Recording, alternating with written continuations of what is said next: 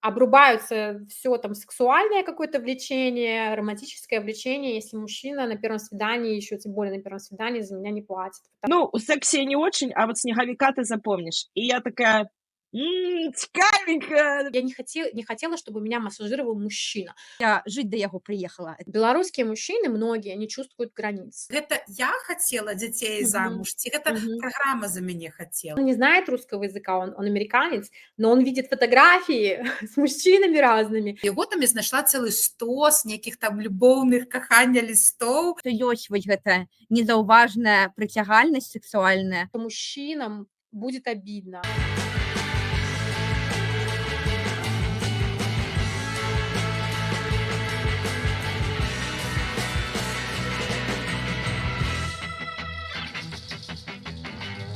Вітанкі, сябры, гэта ласкатухі. Воля, Ганна і Янна, якіх вы ўжо добра ведаеце. І сёння ў нас у гасцях Аліса. Нагодай для гэтай гутаркі стала наша цікавасць да тэмы і кніга, якую напісала Аліса «Дэйтынг у Нью-Йорку». І вось гэтаму ўсяму і будзе прысвечана нашая гутарка. І мы так трошкі закраналі тэму дэйтынгу, і калі мы размаўлялі ў нашай гутарцы пра мужоў нашых беларускіх замежных і ў тэме прыгажосці, ну так патрошкі мы паўсюль пра гэта казалі, але агулам тэма цікавая, і я думаю, будзе Алісе што распавесці, тым больш яна напісала цэлую кнігу, таму я першы, напэўна, дам слова Алісе. Раскажы нам, калі ласка, пра сябе, як даўно ты жывеш у ЗША, чым ты займаешься і чаму ты напісала гэтую кнігу, пра што гэтая кніга, што цябе натхніла? Я в США 14-й год. Занимаюсь я профессионально косметологией аппаратной.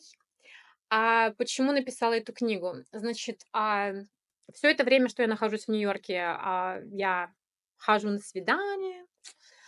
И когда мне было лет 36, моя подруга дала мне эту идею, сказала, что эти истории, которые ты мне рассказываешь, про них нужно писать. Вот. И, мол, я подкину тебе материала, давай ты заведешь какой-то блог. Ну, я подумала, окей. Я в первой карьере у меня журналистика в Беларуси была, поэтому желание записывать то, что с тобой происходит, как-то осмысливать, оно всегда во мне было и есть, поэтому я завела этот блог. И уже спустя 3 года ведения блога я поняла, что историй накопилось очень много разных интересных, и что было бы неплохо их всех совместить в книгу. Вот. Ну и поэтому написала ее. Аліса, ёсць пытанне, скажы. Ты сустракалася, спатканні у цябе былі толькі ў Нью-Йорку ці яшчэ ў іншых месцах? Мне цікава. Тебе ёсць нешта такі досвед, каб параўноўваць? Только в Нью-Йорке, потому что я только в Нью-Йорке и жила все это время. Да. Дарэчы, я скажу, што я сёння ў тэму напранулася. Любіць, не любіць, у жонкі пазаве, да чорта пашле. Да гэтай тэмы. Вось хацела запытацца яшчэ. Я читаю твой Facebook-блог, дзе ты пастаянна распісваеш там розныя гісторыі, як бы у цябе ёсць гісторыя з таго, што ты пісаў на Тутбаі. І это заўсёды нешта такое адукацыйнае, інтрыгуючае, або там нешта натхняльнае, романтычнае. Вось мне цікава, перад тым, як ты пачала пісаць кніжку, у цябе быў нейкі такі, скажем, інсайт, нешта для цябе так здалася, ты зразумела, ну, вот тое, што са мною тут адбываецца, вось гэтыя ўсе спатканні, это нешта, это ты продолжи, что это такое? Для меня, да, я думаю, я понимаю, о чем ты говоришь. То есть я в какой-то момент поняла, что эти все свидания, насколько бы они там смешными, нелепыми, некоторые из них не были, они позволяют на себя посмотреть под другим углом и какие-то свои недохопы, да, вот выявить и вообще подумать над тем, кем ты была 10 лет назад, допустим, и кем ты являешься сейчас, и как изменились твои приоритеты, и что для тебя значит быть свободной single woman, а что для тебя значит быть в отношениях вообще, чего. То есть у меня такой начался кризис самосознания, я думаю, где-то год назад вот это все началось. Вот, и поэтому в книге, уже под конец книги, я это все тоже расписываю, вот эти свои рефлексии, к чему я пришла, к каким выводам спустя там много-много-много лет свиданий. Аліса, а я вось чалавек, які не чытаў кнігу і не знаёмы з блогам, таму пытанне вось у працяг таго, што ты сказала. Як бы ты апісала вось мэту спатканняў, з якой мэтай вось такой філасофскай ты прыйшла ў спатканні, вось калі ты толькі прыехала ў Нью-Йорк, і вось дзе ты зараз вось Но у 2 меня не было философской цели никакой. Я хотела серьезных отношений, выйти замуж, ну, начать семью, родить ребенка. То есть, вот и философски. Это да. я А когда этого не получилось, началась философия, да, и рассуждение. А может, оно и так нормально. Может быть, что-то, что нам навязывается, быть в контексте семьи, быть мамой, женой. Может, это не для всех вообще. И, возможно, у твоего личного счастья вот такая рубашка, да, вот, ну, она как необычная, может быть, но она твоя.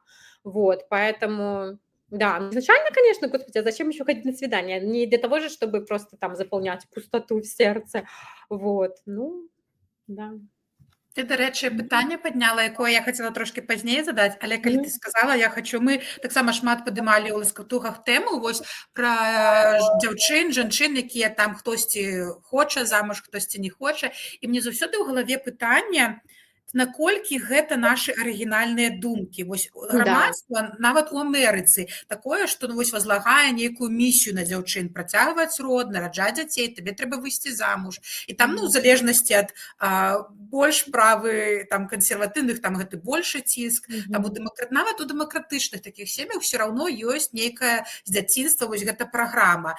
І я ўвесь час думаю, гэта я хацела дзяцей замуж, ці гэта праграма за мяне хацела, што дзяўчыны?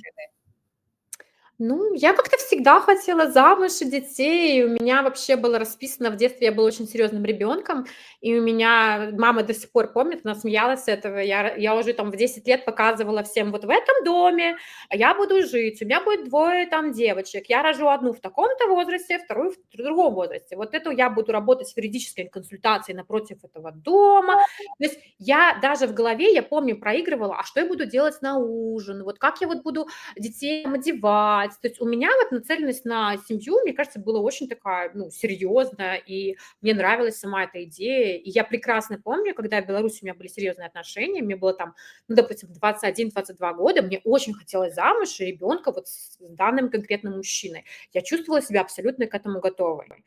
Но когда со мной случилась иммиграция, все как бы вверх дном немножко. Вот ты поняла, что... Я поняла, я говорю, ты поняла. Я поняла, что может быть совершенно по-разному, что жизнь складывается не так, как я себе ее расписывала в голове, и это окей. Вот. Но такого, чтобы я про себя поняла, что я не хочу семьи, не хочу отношений, я не хочу детей, вот такого во мне тоже не было. Вот. С детьми уже, когда начали рожать мои близкие подруги, и я из первых рук узнавала, насколько это тяжело, что это не только там: о, ребеночек на тебя похожий, там, одеть его красивенько. Нет, и это огромная работа, и огромная часть твоей жизни, она просто, ну, захлопывается. Вот, поэтому уже тогда у меня такие мысли начались, что окей, а готова ли я к этому? И я точно знаю, что я не хочу быть матерью-одиночкой. А как найти того мужчину, в котором я буду уверена, что он будет рядом в этот трудный период, когда ребенок родится? Ну, вот такие уже мысли начались, более взрослые, что не просто там замужество ради замужества, ребенок ради ребенка, а как моя жизнь изменится, и готова ли я к этому. Мне вельмі цікава было вось пачуць, што ты вось хацела сям'ю, вось хацела дзяцей. Таму Да. што ў мяне была, калі я прыехала ў ЗША, на сваё, можна сказаць, другое спатканне я спаткала мужа. Вось, як бы зацягнула. І пры гэтым Повезло. у мяне пры гэтым не было мэты мець сям'ю, выйсці замуж і нарадзіць дзяцей. Я б нават сказала, што я баялася гэтых дзяцей як агню.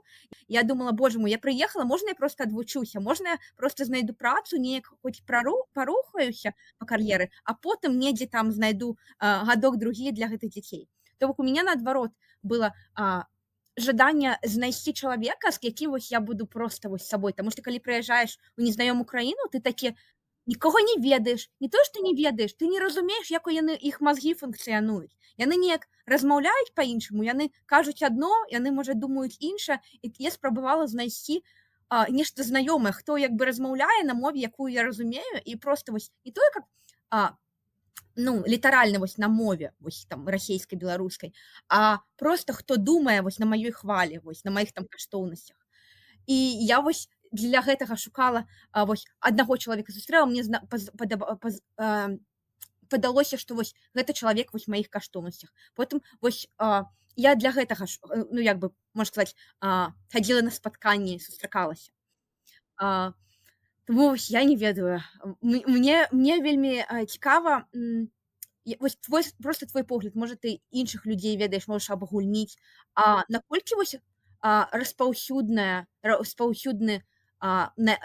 мэта знайсці менавіта вось мужа, сям'ю і вось там нарадзіць дзяцей як сама мэта.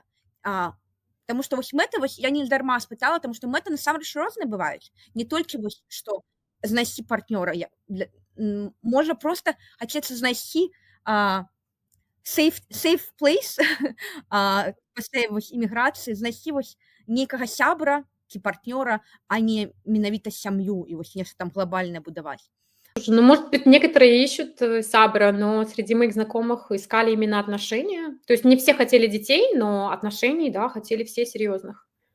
А у цябе вось такое пытанне, у цябе твои сяброўкі, з якімі ты там абмяркоўваеш, яны, ну, як бы з краіны СНД, наша менталітэт, яны амерыканкі? У меня микс. У меня есть и австралийка подруга, и американки, есть из России 2 девушки, есть из Беларуси. То есть у меня вот такой вот микс. Да, І вот ці падобныя ў іх, вось як яна сказала, мэты, ці падобныя ў іх погляды на шлюб, на дзяцей, вось у Ну, американки, вот, по крайней мере, я не знаю, я не могу говорить за своих подруг, наверное, за всех, но кому-то просто не хотелось детей, но хотелось отношений. Вот. А наши девушки все-таки как-то мы, не знаю, готовы к тому, чтобы размножаться с нужным человеком. Да. Вось, ну, твои дейтинги гэтыя ўсе, гэта былі замежнікі, ці гэта былі хлопцы, ну, нашы? В основном 97%, с кем я ходила на свидание, это были англоязычные мужчины. Они могли быть из Америки, из Европы, там, из Австралии, но у меня за все время было несколько свиданий с украинцами, и там одно свидание, ну, не одно, их было больше. Ну, просто, допустим, у меня было там, я помню, 2 дейтов были украинцы, 1 дейт был из России, но он там 20 лет назад уже мигрировал. Но это не потому, что я отсеивала. Просто в тех, ну, дейтинг-приложениях, где я находилась, я почти не видела славянских мужчин. А если я видела славянских мужчин, я не видела среди них интересных мне славянских мужчин. К слову, когда я ходила на тусовки, которые организовывала Аня Шарко, вот белорусы разом лягчей, я видела там интересных белорусов, но они все были уже заняты. Вот, поэтому... Да, то есть я уверена, что есть классные, интересные мужчины, но, к сожалению или к счастью, они заняты. Вот, так у меня тогда питание. Я ведаю, что ты катаешься ну, на разные фестивали, у тым лику Burning Man. И Burning Man это не просто, ну, это не фестиваль про музыку, это вот про комьюнити, да, Самовыражение. Да, и, ну, ты там 100% сустракала офигенных, цікавых людей, мужчин з розных краін. Да. І як ти до гэта ставішся? Это типа у тебе такое, ну, як бы сустрэча, пазнаёміліся, ці былі нейкія моманты, калі ты завязала? Ну, тому что я просто патлумачу, з чаго у меня такая думка. У Нью-Йорку, ну, велізарны компетишн, да, это конкуренцыя таго, што сярод тут вельмі шмат жанатых, ці тых, хто займаецца кар'ерай, яны такія: я толькі секс з табой, не хочу з табой сер'ёзных адносінаў, бо ў мяне кар'ера.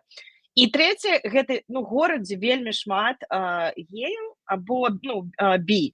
І знайсці вось гэтага свайго любімага, каханага, з которым ты будзеш ўсё жыццё, ну, вельмі-вельмі цяжка. Толькі калі ён таксама ў нейкім стане, што, типа, я сюды прыехаў толькі за жонкай, але ў Нью-Йорк не едуць за жонкай. Як бы за чым заўгодна, але за фанам, за грашыма, за кар'ерай, але не за жонкай. Таму, можа, калі ты выязджала, ты сустракала Ці былі ў ці такія как бы досведы? Распавядзі. Да, у меня 2 отношений были с мужчинами, которые познакомились со мной на Burning Man. Вот. Но, к сожалению, они ничем не закончились, с чем бы мне хотелось. И я об этих отношениях пишу в книге достаточно подробно, да. То есть, возможно, конечно, кого угодно там встретить, вот, но а, я думаю, что шансы встретить там семейно ориентированного человека крайне малы. Так. Ну, разные люди Люди, бывают. которые ездят на Burning Man, они такие open-minded, иногда too open-minded. И там очень много людей, которые полигамные, вот polyamorous, вот это вот все. Много Питер Пенов, да, вот мужчины, которые не желают взрослеть. Поэтому я не сказала бы, что Burning Man — это место, где можно встретить будущего мужа. С большей вероятностью там можно встретить отношения.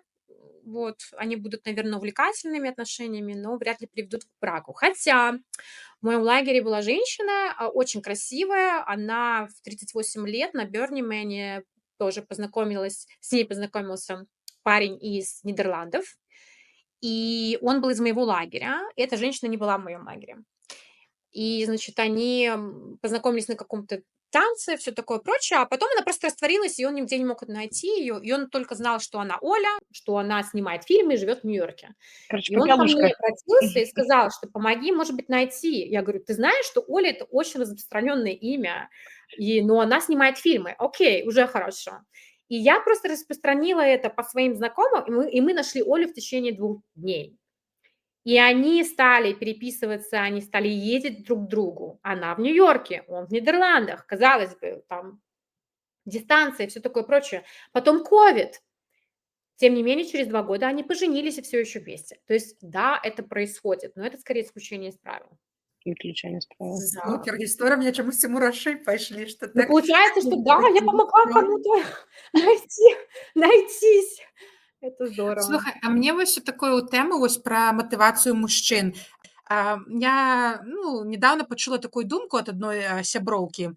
Яна сказала, што вось мне падаецца, што жанчына вось сустракае мужчыну, і ён такі не налаштаваны на адносіны, на такія на доўгія стасункі ці на шлюб, і яна думае, я вось буду той, ён з іншымі не хоча, а вось я буду той, наконт якой пераменіць сваё меркаванне. І яны вось там год, 2 і ўсё чакаюць, што я менавіта тая. Але яна кажа, мне падаецца, што ў мужчын няма той. У яго ёсць вось ён жыве, потым у нейкі момант, трэба жаніцца. І ён проста жаніцца той, якая побач. І яна не абавязкова там самая вялікая каханне ці яшчэ штосьці. Проста нейкая вось там побач дзяўчына, яму проста ў галаву тут тюркнула, што час жаніцца. Да, Оля, ты абсолютно права, есть такое, это даже называется здесь, по-моему, cab или такси эффект, да, когда мужчина созревает наконец-то к браку, и он поднимает так руку, и первое такси, первая женщина, которая приехала, все, я сажусь в эту машину бракосочетания, там, семьи, да, потому что он просто почувствовал себя готовым. Есть такое, да, есть такое. А былі ў цябе спатканні, якія прывялі цябе хлопец пазнаёміць са сваёй сям'ёй? Хутчэй за ўсё, мне больш цікава амерыканцы.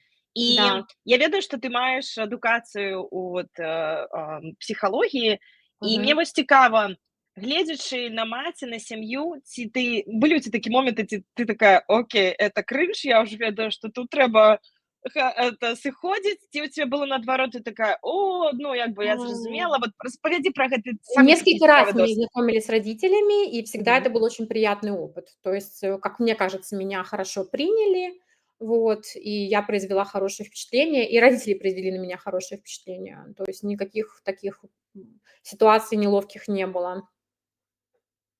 А штосьці такое, как бы чизи такое цікавенькое было, штосьці такое? Это Чизи? не Нет, с ведаю. родителями точно нет, да. Нет. Ну, чизи, я не знаю, была ситуация, вот последние отношения серьезные, когда там они были иммигранты из Европы, вот, и, значит, не буду говорить страну, и, значит, и на прощание мне мама дает терку для галушек. Ну, это национальное блюдо, а это в семье это блюдо очень любят. Я такая, терка для галушек. Это и книгу рецептов тоже этой кухни национальной, и она книгу дарит моему тогда бойфренду, а мне эту терку. Я говорю: "О, класс, он будет для меня готовить национальное блюдо". А она такая: "Хм, я вообще-то думала, что ты будешь готовить, а он тебе помогать". Ну, это был такой момент. Вот. Но там эти галушки готовить, я посмотрела рецепт там, не знаю, там часов 6, наверное, поэтому я такая: Ты такая: "Но, нет, пас". пожалуй, нет". Но потом он со мной расстался, поэтому эта тёрка там валяется у меня где-то. Вот, не пришлось мне её использовать, слава богу. І яшчэ ад мяне пытанне, расцёрка валяецца, а ты ад кожнага спаткання збіраеш нейкія такія, кажам, на памяць, ну, типа, вот ад аднаго Как цёрка, маньяк, аднаго да, там шкарпэт. или носок там, или что-то ещё. Нет, не сбираю.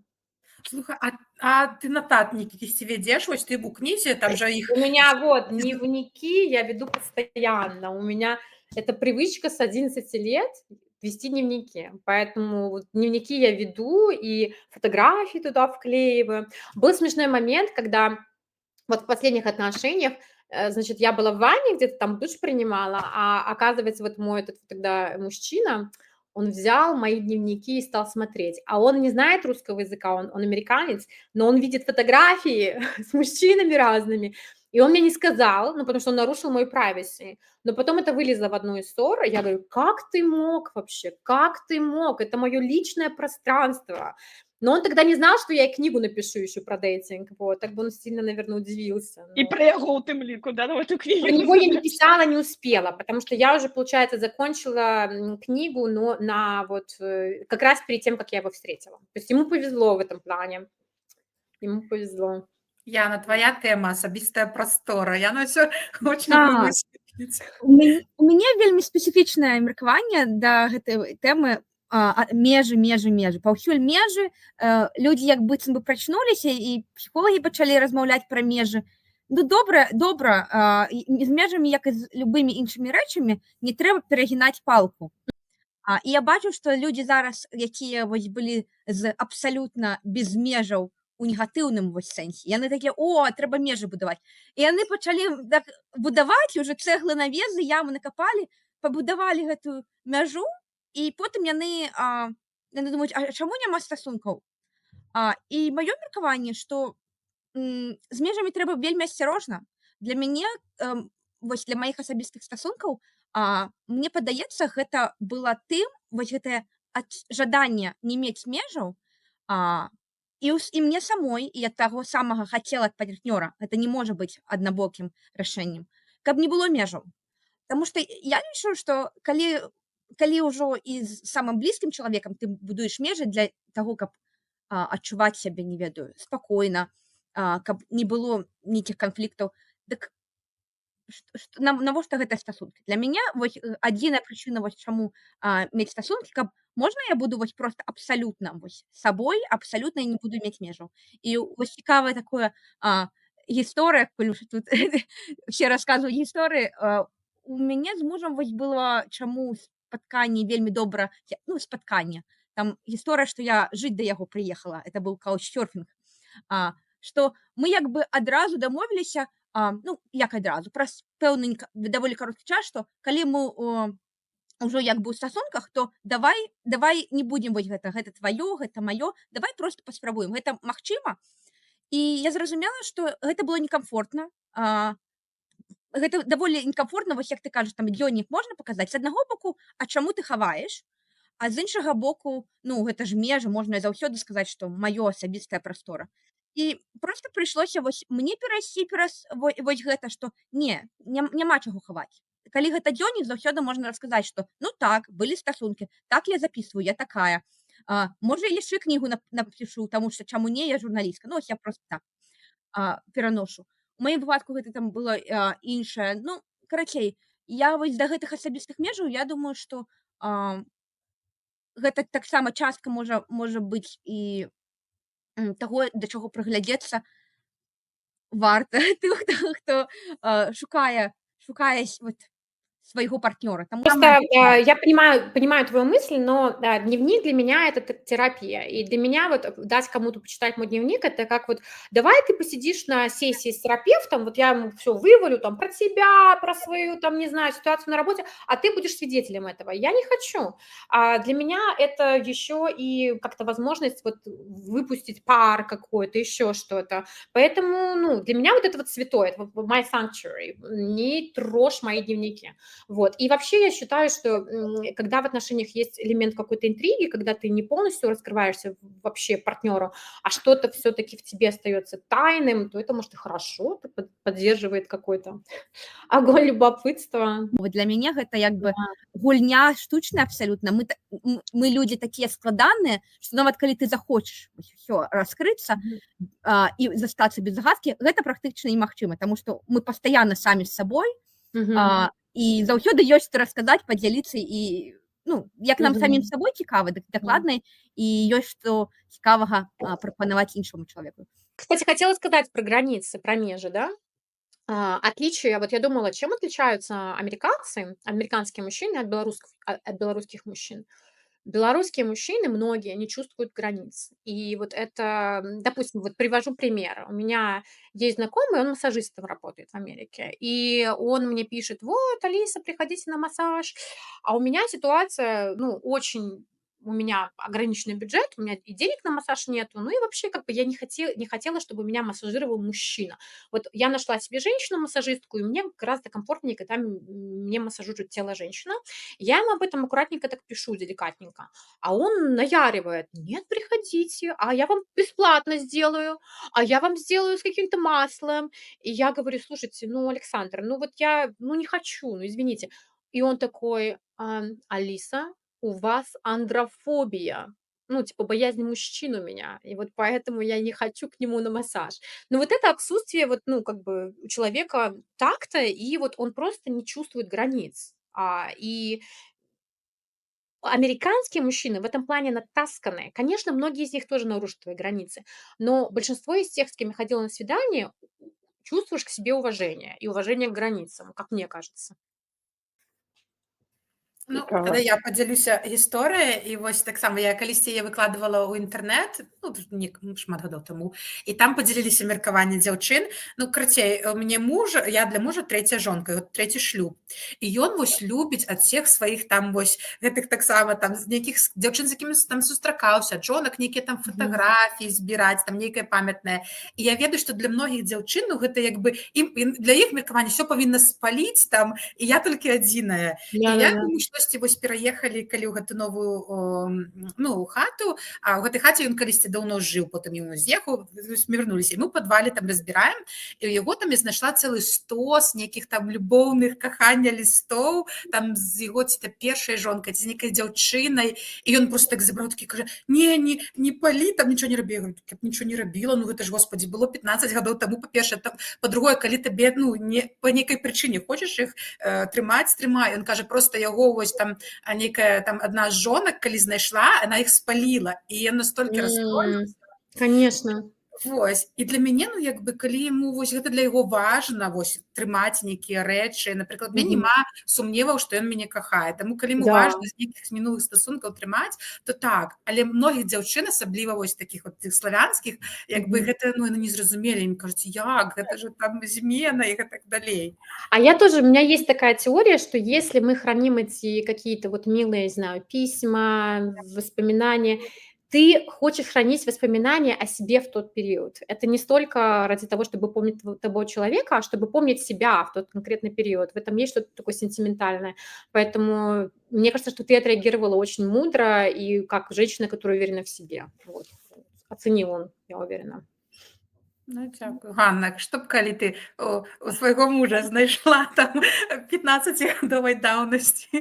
Я, ну, дарэчы, таксама адношуся, ну, залежачы, калі, напрыклад, чалавек прадаўжаў перапісвацца, ці там вот нейкія там цёплыя адносіны былі, ну, я такая, ну, для мяне гэта быў званочак. А як тое, што там нешта захоўваць, я абсалютна да гэтага стаўлюся нармалёва, Мгм. вот як і Аліса. Таксама у мяне нейкі там свае запіскі ёсць, таго, што Мгм. я якраз такі вяртаюся да той сябе. Так класна ты патрапіла, як сказала, што менавіта Да. думаю пра сябе, якой я Мгм. была, якая, бляха, дурная была, за што можна было Ну, яго ну, ну кахаць. была ж, ну, господи, Але да. потым я або наадварот такі, ну, цікавы быў персанаж, як ты так умудрылася. Ну, карацей, можна падумаць. Я, дарэчы, вось ты сказала, што розныя мужчыны, вот мы тут казалі пра беларусаў, Мгм. амерыканцаў.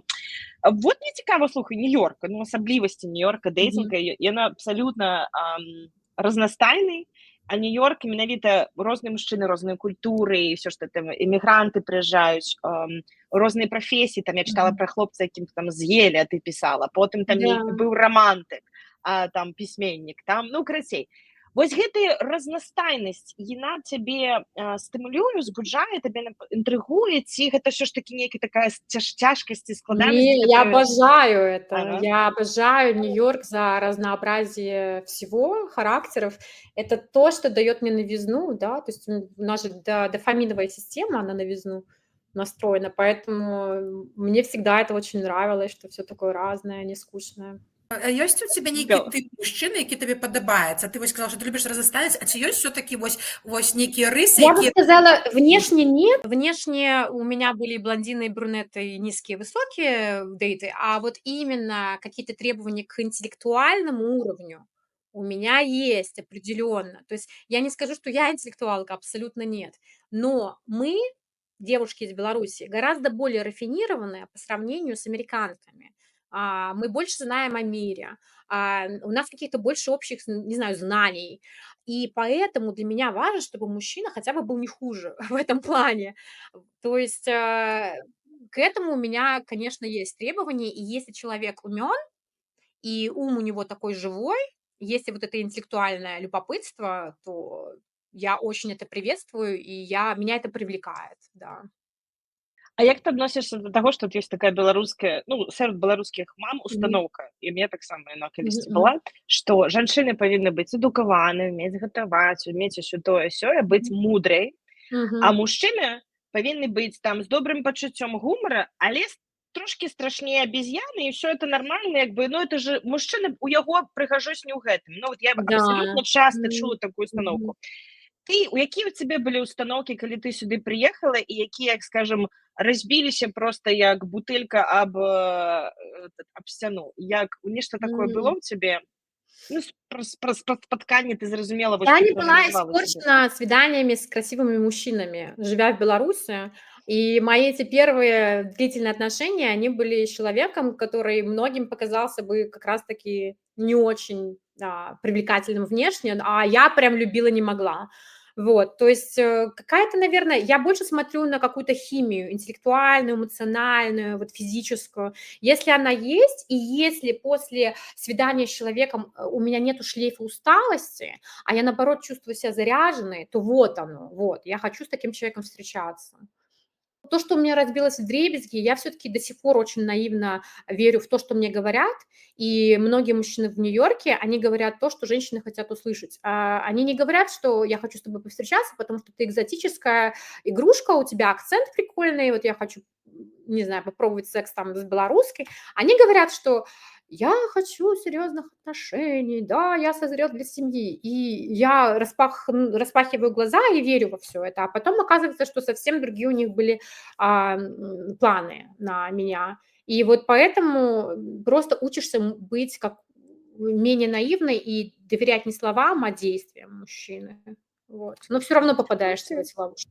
А вось раскажы, якія вось ты можаш так заднім лікам як бы адзначыць вось што было падманам, вось нейкая міміка, вось нейкія жэсты твару. Ты вось заўважаеш это, аналізуеш, назбірала досведу? Ну, мне кажется, что мы все Просто так. заважаем, анализуем эту вот мимику, там, глаза и все, но все равно, слушай, они как-то все равно каким-то образом, может, это потому, что я обманываться рада, знаешь, вот это вот насколько тебе нравится мужчина, и ты просто закрываешь глаза на красные флаги. Они, безусловно, есть, а ты находишь этому какое-то объяснение. Ну, вот приведу пример. Значит, кстати, мужчина был по-моему, русский, либо украинец, но его привезли сюда в 4 года, то есть он не говорил по-русски, но он прекрасно понимал по-русски, и мы общались только по-английски. То есть такой американизированный мужчина. Зачем я эту деталь рассказала, она не важна. Короче, у нас начались отношения, и он рассказал мне историю о том, что, значит, когда он только приехал в Нью-Йорк, он до этого жил в другом штате, он познакомился с девушкой, у них начались отношения, и так как он жил в Нью-Джерси в доме, она к нему приезжала из Нью-Йорка, то есть он ей выделил в какой-то момент полку для ее там одежды, всего, она была очень этому рада, ну как же, это значит, что серьезные отношения, да, вот. А потом в тот же день, он очень активный в соцсетях, он постил сторис, она в тот же день видит в сторис, что он с другой женщиной сидит там, они шашлыки жарят, прекрасное время проводят, и она ему пишет: слушай, не знаю, как у вас там в Майами, у нас в Нью-Йорке, если ты выделяешь кому-то полку у себя в доме, то это значит, что как бы вы эксклюзивно, серьезно встречаетесь. Он это ничего не ответил. Я говорю: а почему ты ничего не ответил? Ну, вот это была моя бывшая жена. Я говорю: а у вас, вы просто так сидели или у вас был какой-то интим? Он говорит: ну да, мы туда переспали, да. И это красный флаг, то есть почему я выбрала продолжить с ней встречаться. А я подумала, вот он мне так доверяет, что он мне вот даже вот такие неприглядные вещи, ситуации про себя рассказывает. Вот и я не буду его за это, ну, осуждать. Я попытаюсь его понять. Ну, короче, ну, это вот так и есть, да, ты обманываться рада просто. Вельмі круты прыклад. Да, мы вельмі часта не заўважаем, калі мы думаем, што наша такая мы эксклюзіўная, звяртаючыся да таго, што Оля сказала, што я хочу быць адзінай, і значыць ён мне давярае. І часам можа, ну тут я буду, Яна не падтрымае, я зразумела, што з пазіцыі межаў. Часам можа не варта нейкія рэчы, которые былі ў цябе, распавядаць, пра сябе нешта, не з боку таго, што ты гэта паўторыш, а з боку таго, што можа там самому табе неяк хочацца прапрацаваць іх асобна, а потым ты калі чалавеку распавядаеш, і для чалавека это можа быць нейкі, кажуць, red flag, а ты будзеш, з другога боку я гляджу як хлопец, типа, я табе распавяла, а потым і, это мяне можна прачытаць табе з адной боку, а з другой боку я, можа б, яшчэ неяк выправіўся, а цябе ўжо будзе на мяне такі зуб, ты ўжо будзеш ведаць. Я пра сябе расказала пра мінулыя адносіны. Але я думаю, што калі дзяўчына так спакойна распытвае пра тое, як ты расстаўся, як там у цябе былі спатканні з папярэдняй, для сябе можна шмат сцяжкоў панабіраць, ці зялёных, ці чырвоных. Ну, знаешь, вот для меня всегда показательно, как мужчина рассказывает о своих бывших женах, либо подругах. Если он начинает на них там критиковать, говорить, какие они были там, не знаю, то для меня это красный флаг. Если мужчина уважительно говорит о прошлых отношениях, не сильно вдавается в подробности, то это хорошо. То есть человек уважает того человека, с кем у него были отношения. Потому что на месте вот той, кого он там поносит по-всякому, можешь оказаться и ты в будущем. Так. Ну, вось я дадам пра тое, што вось хлопец расказаў, што ён сидзеў там з жонкай. Да. Мне падаецца, што вось зрабіць нейкія высновы самой сабе і што апраўдаць, гэта не зусім слушны падыход. Так же сама, як і пачаць проста разысціся, сказаць чырвоны флаг да пабачэння. Вось гэта я хочу сказаць пра тое, што вось важна адкрывацца і гаварыць вось не ў сябе ў галаве думкі вось гэтыя, ці апраўдваць, ці там чырвоны сцяг, а менавіта ў гэты момант адбываецца раскрыццё межаў тваіх асабістых, як ты разважаеш, і яго таксама. І ў гэты момант адбываецца вось як бы разуменне, прыход да слушнага рашэння канкрэтна з гэтым чалавекам. І я скажу, вось у майго мужа таксама была былая жонка.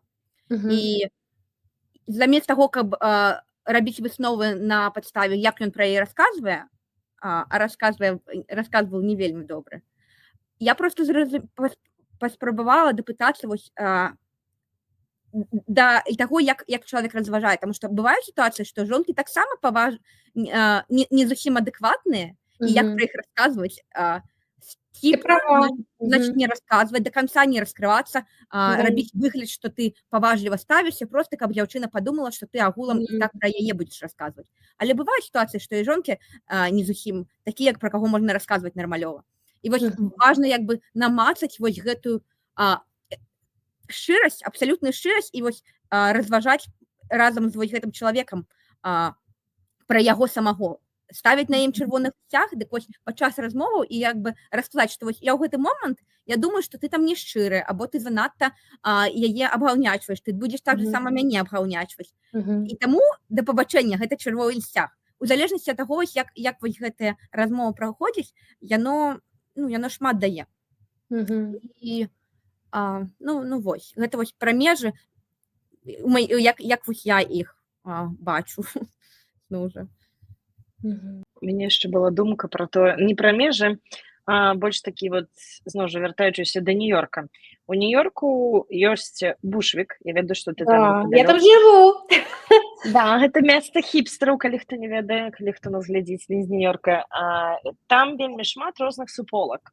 Люди творчыя, люди, скажем, такія, которые любяць spiritual, вот это все духовныя. Ёсць там, в основном, як бы там больш творчыя люди, скажем так. Тыя, которые себе шукаюць, адкрытыя да новых досведаў. І вось ты там давно уже жывеш, ці былі ў цябе, скажем так, такія нейкія теплые, не чизи, а вот, наверное, теплые истории, что вот ты там знайшла таких людей, которых вот тебе хочется по житті. Вот ты зразумела, что вот мы не можем быть с тобой как пара, да, у нас з романтичных адносінаў перешли у вельмі сяброўскія, вельмі теплые такие. Не было?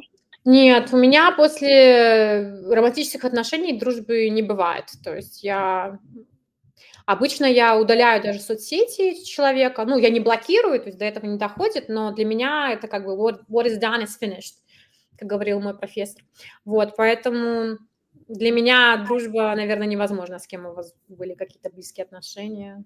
Почему? Потому что ты боишься, что нечто может... Это гигиена души для меня. То есть я освобождаю место для новой любви, новых отношений. Вот. А та история подошла к концу. Ran its course, да, называется, что уже... Вот, поэтому. Но это моя позиция. Я думаю, что мужчине, с которым со мной, допустим, будет встречаться, ему это понравится, что я не поддерживаю связи с бывшими любовниками, либо там парнями. А увогуле, ці шмат у цябе сяброў хлопцаў? Просто вось сяброў, з якімі не было... Не так много. Я бы даже не сказала, что это сябры, это такие хорошие знакомые. Я чула такую думку ў адным падкасце, што мужчыны не сябруюць з жанчынамі, таму што многія мужчыны успрымаюць жанчыну як маёмасць іншага мужчыну. Асабліва, калі жанчына ў стасунках будзе, то мужчына нават калі не спытвае да той жанчыны, якіх не хоча з ёй спаткацца ці там пераспаць, але ён не будзе з ёй сябраваць, таму што жанчына заўсёды ўспрымаецца як апрыоры ці будучая маёмасць кагосьці, ці цяперашняя. Ці адчувалі вы такую думку на сабе? Не знаю. У меня, допустим, есть дружба с геями мужчинами, вот, и это, наверное, дружба, потому что они в тебе не видят сексуального объекта, им просто нравится с тобой общаться, вот. Но если мужчина гетеросексуальный, я не верю в дружбу между мужчиной и женщиной, сори. Мне кажется, всегда будет момент какого-то сексуального напряжения, притяжения. Алиса, калі вот... Я с такими не встречалась еще, не знаю. Повстречаюсь, расскажу, не знаю. А у вас, як дзяўчыны, вось я наганаць, мне, напрыклад, зараз ёсць вельмі добрыя сябры, і яны, мужчыны, яны проста сябры, як бы. І мяне нават у студэнцкія гады моя лепшая сяброўка спаткалася з хлопцам, і ён быў лепшы сябр для мяне, а яна лепшая сяброўка. Я там не была трэцім колам, і проста, вельмі крута. І калі яны рассталіся, мы паасобку сябе, я сябравала з ім і з ёй, як бы для мяне гэта нармалёвая гісторыя. У мяне як бы ўсё жыццё было шмат сяброў, менавіта хлапцоў, і працую я з хлапцамі. У мяне, наадварот, няма амаль сябровак у рэальным жыцці, з кім бы я стасавалася. Мне падаецца, што вось тая гісторыя пра таксі, што калі мужчына не ў стадыі пошуку, асабліва з узростам, мне падаецца, што яны проста так, ты проста вось, нават калі падабаешся на нейкім сексуальным узроўні, яны будуць трымацца сваёй лініі, таму што для іх яшчэ не час для стасункаў. Але гэта ўсё ж такі агулам, мне падаецца, што ёсць вось гэтая незаўважная прыцягальнасць сексуальная, і яно заўважаецца, і я б сказала, гэта вельмі маленькая колькасць мужчын, якія могуць дайсці да ўзроўню, што мы вось сябруем, хаця ты вось падабаешся, або увогуле здольны ігнараваць вось нейкія вось прывабнасці адно да аднаго і быць сябрамі. Ну гэта такі вось вельмі высокі інтэлектуальны ўзровень, мне падаецца. Ну, у мяне, напрыклад, у дзяцінстве я гуляла у мужчынскай баскетбольнай камандзе, з хлопцамі хадзіла там на футбол, там на валейбол, і нават аднойчы памятаю, як мой трэнер сказаў: «Ганна, а калі ты будзеш дзяўчынай?»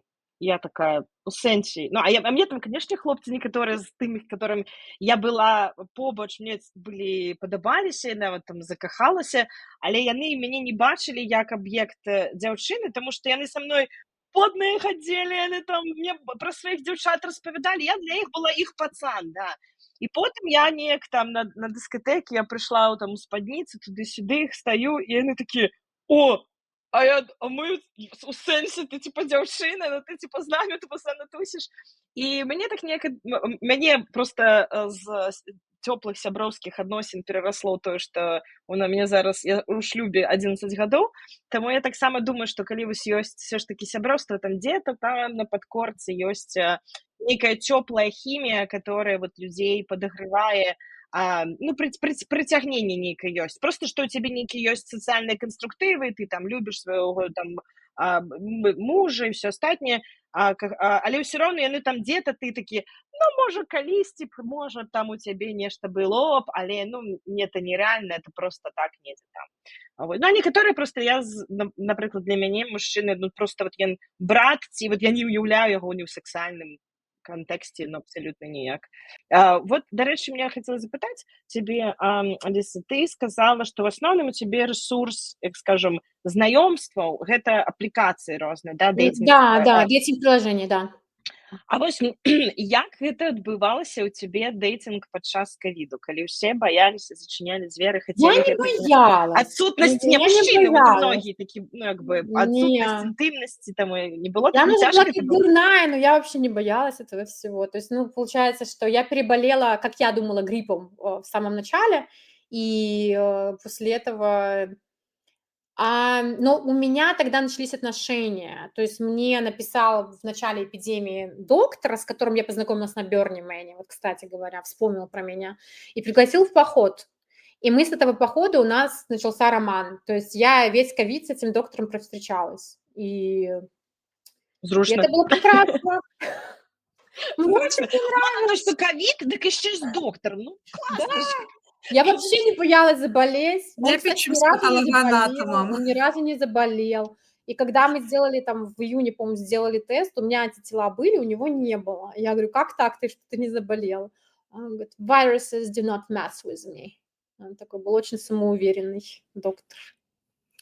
Слухай, я хацела, вось такая тэма, якая халіварная не толькі, увогуле, заўсёды на халіварная шмат... Что такое холиварное? Я не понимаю. Халіварныя, якія спрачаюцца людзі. Окей. Дискуссионные. Дранікі з мукой ці без, глыбоцкая ці рагачоўская. Ну, holy war на англійском. А я думала, еврейское слово какое-то, холивар. Думаю, о, класс. Вось. Знала, что Тэма, наконт якой спрачаюцца. І я нават пабачыла ў цябе ў каментарах, пад ёй вельмі спрачаліся людзі. І ты, наверное, здагадваешся, гэта пра спатканні, хто плаціць на спатканнях. Да. Гэту тэму закраналі, калі мы казалі пра мужоў, абмяркоўвалі замежных беларусаў, што ў Беларусі больш прынята, калі за цябе плаціць мужчына, але дзяўчыны, якія пераязджаюць у Амерыку, яны ўжо, ну, як бы амерыканізуюцца, і для іх норм, калі там 50 на 50 ці яна заплаціць. А у цябе ты столькі гадоў жывеш у Амерыкі, у цябе дасюль вось гэтая звычка. Не американизовалась в этом смысле, да.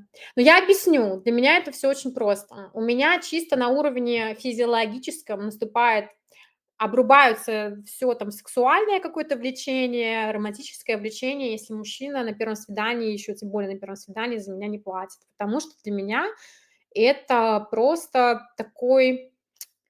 Я хочу, чтобы мужчина был такой, который не боится ответственности, в том числе и финансовой. Если вот мы продолжим встречаться, у нас будут отношения, дети, что он будет лидер в семье, он возьмет на себя финансовую ответственность. И если он не может заплатить несчастные там $14 за бокал вина со мной, то он как бы этим, наверное, сообщает, что мне нужна эмансипированная мадам, да, которой я себя не считаю, вот, и он не подойдет мне на роль того мужчины, который я себе ищу. Вот, я ищу все-таки мужчину, который будет меня сильнее, мудрее, вот, и еще это такая база, действительно, это вот просто накормить женщину, в этом есть что-то сексуальное даже, я не знаю, это забота, он показывает свою заботу, он показывает, что какой-то вот это маркер какой-то стабильности, что ли, с ним. То есть поэтому для меня это супер важно, тем более я не говорю о том, чтобы он платил мою ренту, мои там какие-то хотелки, концерты, одежду, все, чего я прошу, заплатить за меня в культурном контексте ресторана. Это уже не такое же, не знаю, требование завышенное. И как часто мы в эти рестораны ходим? Не так уж часто. Просто, ну, давай ты будешь кавалером, я буду дамой, ну, сделай мне приятно в этом плане. И если мужчина не проявляет этой заботы, и ему хочется, чтобы все делилось пополам, ну, мне такие мужчины не подходят. До речі, от думаєш ли, до дівчат, до всіх, ці зауважили, ці думаєте ви, што неяк змянілася дынаміка між мужчынай і жанчынай, калі стала вось больш рух этот Me Too, да, Мгм. і што за вот этой пераходы межаў нейкія, Мгм. ну, мужчына, калі, напрыклад, о, я за цябе заплаціў, я маю права цябе патрогаць пад Мгм. сталом, да, там, напрыклад. Мгм. Мгм. Зараз гэта хлопцы баяцца, мужчыны Боятся. баяцца, таму што ёсць можна засудзіць харазмент, ты заўтра будзеш у навінах, Мгм. калі ты так здарыцца. Ну, але ўсё роўно такія выпадкі ўсё ж такі бываюць. Мгм. Ці вот да ўсіх, ці вы бачылі, назіралі, адчувалі на сабе, што вось гэта нейкі адбыўся ўсё-такі ў сацыяльным канстракце нейкі шыфт, змянення да таго, што мужчыны, як ты сказала, што, можа, амерыканцы вельмі паважлівыя да межаў. Я вось Да, думаю, што да. ці гэта звязана з тым, што яны баяцца быць засуджаныя у Беларусі В том перад числе. блізкімі. Но для меня вот, я это разделение почувствовала очень четко, потому что я была здесь до Me Too Movement и после. И после Me Too Movement, были ситуации, когда вот, ну, парень молодой, он говорит: "А можно тебя обнять? Можно я положу свою руку вот так вот себе на плечо?" Ну, или там перед поцелуем первым: "Можно ли мне тебя поцеловать? Is it okay?" То есть, с одной стороны, это не очень романтично, да, с другой стороны, лучше будет так, чем кто-то будет тебя под столом там за чашку кофе лапать. Вот, поэтому, но то, что они стали более осторожными, это точно, и я это приветствую. Аліса, заўсёды як бы калі ты нешта чакаеш ад аднаго чалавека, гэта заўсёды выклікае нешта іншае. І вось Мгм. калі ты па змоўчанню ведаеш, што ў цябе ёсць адтаржэнне ад чалавека, калі ён не заплоціць, ён гэтага можа банальна не ведаць. Я говорю, Ты да, то есть я научилась, мне жутко неудобно говорить о деньгах, но если мне человек понравился, и вот это происходит, я тогда проговариваю это. Я начинаю там издалека, про бэкграунд, а вот мой папа, вот как твой папа платил за маму или как? Вот что ты наблюдал, когда ты рос? Вот у меня На было якім так. этапе ты гэта ён табе запрасіў на спатканне і перад тым, як расплаціцца, калі менавіта ты яму гэта кажаш? Нет, если смотри, если на первом свидании, и он предлагает что-то разделить, но человек мне понравился, и это единственный момент, который был просто, ну, как бы, который мне не понравился, и он пригласил меня на второе свидание, я соглашусь на второе свидание, но я ему напишу, как правило, текстом, что я считаю, вот, ну, как бы, свидание пошло не так, и давай поговорим о наших ожиданиях в плане вот этих вот походов в рестораны, кто за кого платит. Потому что действительно мужчины, которые брали меня в дорогие места, в которые моя нога бы туда не ступала. Но я не могу позволить себе ходить в такие супердорогие заведения. И если они считают, что у меня есть бюджет на то, чтобы платить половину, ну, как бы у меня его нет. Поэтому я это проговариваю. Тем более большую часть времени своих свиданий я училась и работала. Я всегда жила на очень ограниченный бюджет. Поэтому для меня было важно донести эту мысль до мужчины. Это не то, что как бы мне жалко этих денег, ну, их тупо нет у меня на рестораны. То есть, ну, если бы я зарабатывала больше, я бы, наверное, да, иногда каприз у меня такой заплатить за наш ужин, но чтобы это не было ожиданием, что я буду 50-50 платить. Вот. Вось пра чаканні. Калі ты вось маеш нейкія такія чаканні, што хлапец мусіць праявіць лідарства фінансавае. Да, да. Што ты лічыш нармальным, каб ён чакаў ад цябе такім же самым манерам? Хороший вопрос. Ты вось гэта робіш, калі ты гэта не робіш, мяне ад цябе сексуальна можа адтаргнуць. Да. Я Так ад мне яго кажется, многие мужчины нуждаются в эмоциональном тыле. То есть они нуждаются в том, чтобы их выслушали, чтобы просто по-женски дать им эту нежность, мягкость. Есть такое слово agreeable, да, вот, я думаю, что многие американские женщины, они не очень agreeable. Это как ты вот, это не покорность, это другое. Это когда ты это не соглашательство такое совсем, но им нравится мягкая женственность, такая мягкая женская энергия. Выслушать, не знаю, там, обнять, приготовить вкусный ужин. Вот это я могу дать в ответ, да, поговорить обо всем. і ты на гэта згодна, нават калі это Конечно, вось конечно. проста ўяві сітуацыю, што для яго галушкі гэта была тая падтрымка. Ён хоча я заплаціў, Ну, таму хаця мне было пришлось бы мне готовить галушки. Кстати, с этим мужчиной у нас, с этим мужчиной у нас разбежка в зарплате была в 10 раз. И понятно, что как бы мой способ сказать ему спасибо за походы в эти рестораны, я ему готовила голубцы, котлеты, борщи, то, что я вообще не делаю, да, то есть я готовлю по наитию, под настроение. Здесь же я там бульоны в мультиварке ему там с имбирем делала и возила к нему эти jars, да, потому что, это был мой способ. Поэтому я, конечно, могу подстроиться. И хороший вопрос, что ты можешь дать взамен, да, потому что у нас требований много, а нужно спросить их, а что тебе хочется в отношениях, какой женщины тебе хочется. Вот. А табе комфортна было вось, голубцы варыць, вось гэтыя бідоны? Ці ты пераступала праз гэта? Нормально было, что-то новенькое, то есть, как бы, новые нейронные связи, слушай, рецепты какие-то новые изучала, но мне было заботиться о нем, мне нравилось, это же мой мужчина, мне нравилось, что вот ему вкусно, ему хорошо. Я что-то для него делаю, что другие не делают, возможно. Он же не может там с доставкой эти голубцы там. Хотя, наверное, можно. В Нью-Йорке все можно с доставкой получить. Вот. Слухай, а наколькі ты думаеш, ты вось сказа там жаноцкая энергія, мяккая, наколькі ты думаеш, гэта як бы прысушча ўсім жанчынам, ці гэта вось толькі твая гісторыя? Вось гэтыя для цябе вось гэтыя жанчыны, якія я не буду гатаваць, я там працую, і ўсё гэта што яны разбэшчаны? Я не карьеристка, то есть я говорю за себя, у меня нацеленности на карьеру никогда не было. Даже когда я работала в своей любимой журналистике, у меня не было такой стать там редактором, еще что-то, издателем. Вот. Мне гораздо больше было интересно разбираться во внутреннем мире, искусство какое-то смотреть. Поэтому я готова быть на вторых ролях. Мне комфортно быть на вторых ролях, а кому-то уверенно некомфортно.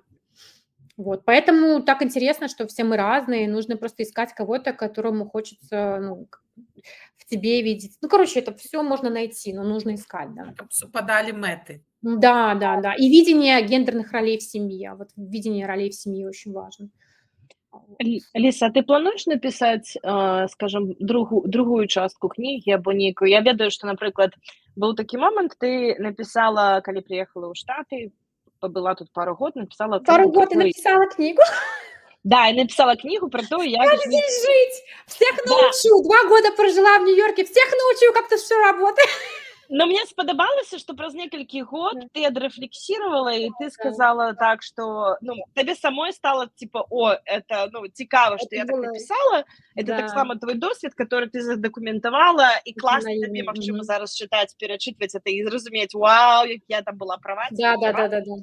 І, вот, напрыклад, ці будзе, ты думаешь, у тебе продолжение, ці ёсць у тебе нейкія думкі, вот, гісторыя про дейтинг у Нью-Йорка? Ой, надеюсь, что нет. Надеюсь, что в мои 40+ я быстренько кого-нибудь встречу, потому что нормального, потому что, если честно, у меня было такое, спустя 3 ведения этого блога, я себя спрашивала, боже мой, я хожу на свидание для хорошей истории или для того, чтобы отношения построить, потому что действительно там произойдет какой-то там ситуация какая-то такая, я такая, какой классный твист, напишу об этом. А вот тут... Ты сама сказала про дофаминовый... Нужно заканчивать этот блог, и, может, тогда мне кто-то нормальный встретится. Нет, я ты казала сама про дофамин и новенькое, да, тут тебе нешта падабаецца. Класна прыгатаваць голубцы, борщ, калі ты это зрабіла там пару разоў, а калі уяві сабе, гэта ў цябе ўжо там 6 год, дети, и гэта то, што ён хацеў, і ён кажа, вот я уяўляю, што ты будзеш усё жыццё вот так вот для мяне Да, мы гатаваць. же расстались, Аня, извини, что перебиваю, мы расстались, в том числе и потому, что ему хотелось амбициозную женщину. И он мне сказал, что я мечтаю, чтобы у меня вот была такая женщина, что она будет TED-толк давать, а я буду в аудитории сидеть и вот так вот. И мне было так обидно это услышать. Я ему не проговорила тогда это, к сожалению, но мне было Почему? обидно, потому что что я могу такое в 39 лет сделать, что меня поставят на сцену TED-толк? У меня нет карьеры в тег, как у него, да, я иммигрант. Спасибо, что живая вообще, знаешь, то есть, ну, как бы, и для меня вот его запрос на амбициозность, у него очень сильная мама амбициозная, я думаю, это была одна из причин, почему отношения не сработали.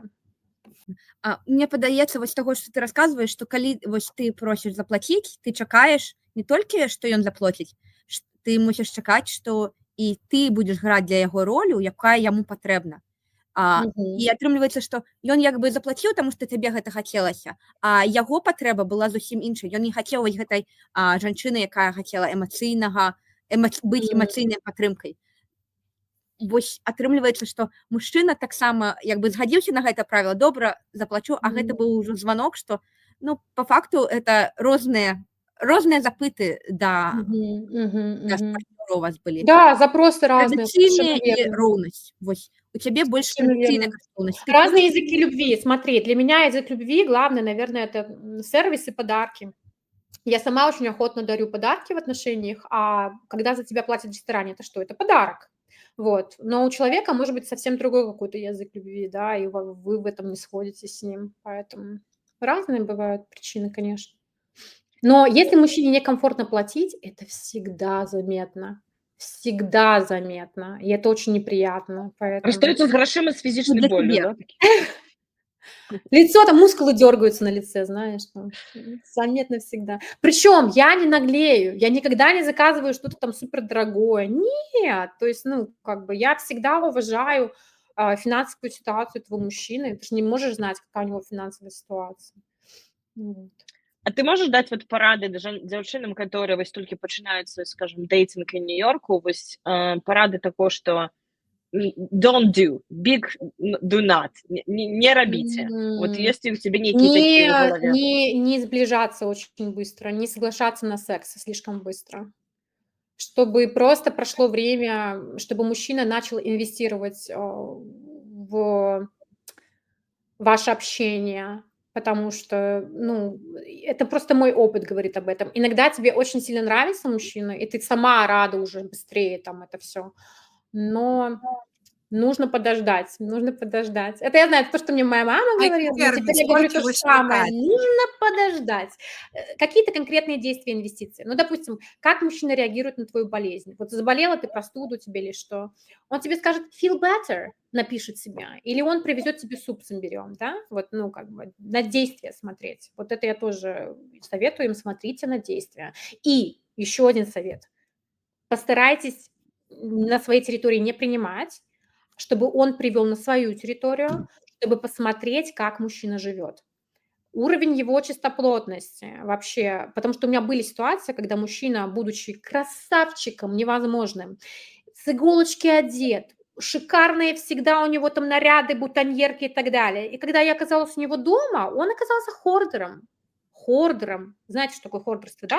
Помнишь фильм это Friends, там, калі пришел до дзяўчыны, она была вельми прыгожая, и там, где... Не помню, но охотно верю. Ладно. У меня был такой контраст между тем, как он несет себя в обществе, и тем, как он живет, в каком он живет, вот комната. Короче, на это нужно всегда обращать внимание. И еще, не сливайте мужчине свои цели раньше, чем он вам сольет свои. То есть если он спрашивает вас, а чего ты ждешь от отношений, там, и вы такие сразу говорите, о, хочу семью, я такая вот семейно ориентированная, моногамная, ему будет очень легко потом подыгрывать этому. То есть сначала узнаете его цели, через хихи-ха-ха, ну, без всякого прессинга, а потом уже делайте выводы. Скажу я сваё меркаванне, што калі ты пачынаеш стасункі вось з гульні, што спачатку ты, потым я, пачынаецца вось гэта ты, я, нейкія правілы, гэта не дазваляе раскрыцца чалавеку. Ты як бы, я не буду раскрывацца, таму што давай ты першы. пастаў сябе на пазіцыю таго чалавека. Як табе было прыемна, калі бы цябе вось так пушылі і як бы хі-хі-ха-ха і выцягваеш нешта. Я заўсёды стаўлю сябе на пазіцыю таго мужчыны. Я б хацела так, калі я не хачу так, я не буду рабіць так.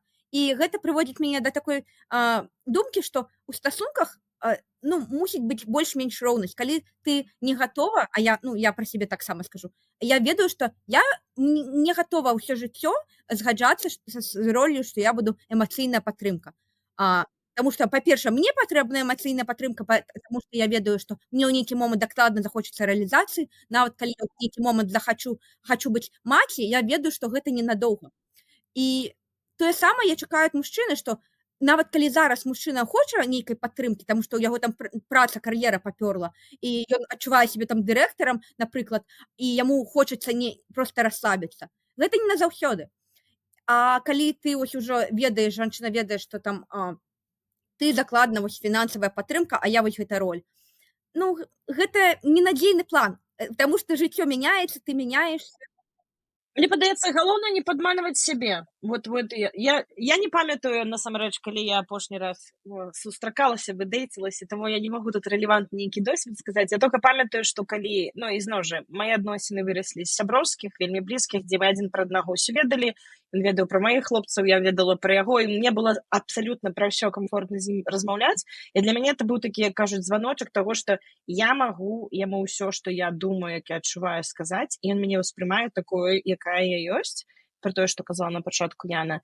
І яшчэ вельмі важна, это мои сяброўкі сутыкаліся, вот ты сказала пра секс, што вельмі круты хлопец, вельмі там усё добра, а секс адразу, і ўсё, і цябе, і ты такі, класна, давай дружыць. Слухай, вот такім плане. І нават я памятаю, мне аднойчы хлопец на першым спатканні, это было в універсітэце, распявёў анекдот. Анекдот скончыўся тым, што у сексе не очень, а вот снегавіка ты запомнишь. І я такая, цікавенька, першай сустрэчы, як это, ты такое распавёў, і ў мяне адразу такое было, па-першае, я скажу, вся размова была нацягнутая, і калі ўжо хлопец такі, ўсё, трэба нешта, каб не была цішыня, я буду распавядаць анекдоты, і ты такі ўжо, ўсё, трэба разыходзіцца. Сам факт пра тое, што секс, это для мяне было б важна даведацца таксама на пачатку, калі не клікае, то там таксама будзе праблемы. Колькі б ты не гаварыў дзён і начэй, ўсё ж такі гэта будзе важны момант для сутыкнення. Дзякую, ты класна, што ты падзялілася гэтым, насамрэч, можа з чымсьці пагадзіцца, з чымсьці не пагадзіцца. Мне вось адзін з такіх пытанняў яшчэ да цябе. Каго ты бачыш, хто чытае тваю кніжку? Хто гэта, як кажуць, ведаеш, як у тэхналагічным свеце юзер-персона, хто, які вот ідэальны твоя чытачка будет? Скажу. Женщины. Я думаю, что особенно женщины, которые в эмиграции какое-то количество времени, и они могут relate to that, да. Но еще и женщины, которые, допустим, никогда не были в Америке, но смотрят американские сериалы, и им будет интересно почитать книгу, потому что это такой антигламур. То есть я не скрываю, как это сказать, трудностей жизни белорусской иммигрантки в Нью-Йорке, я не скрываю, я не пытаюсь там что-то приукрасить, вот, поэтому для контраста с тем, что показывают сериалы, это будет интересно им прочитать. И на самом деле книгу начали покупать мужчины, к моему этому удивлению большому.